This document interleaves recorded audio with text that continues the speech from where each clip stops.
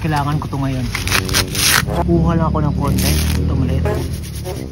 Kailangan ko din ng mga kahoy. Ito. Sakto na to. Kita nyo ba itong dala-dala ko? Kita mo yan? Oh, kailangan ko ng cellphone. Para gagana ito. Saksak ko to sa cellphone. Type C siya. Kapag may power bank ka, gumagana din ito. Pero pumipili siya ng power bank. Yan, umiilaw na. Ibig sabihin yan, active na siya. Yung gagawin lang natin dito, ihipan. Kita nyo yan? Yan, umaapoy yan.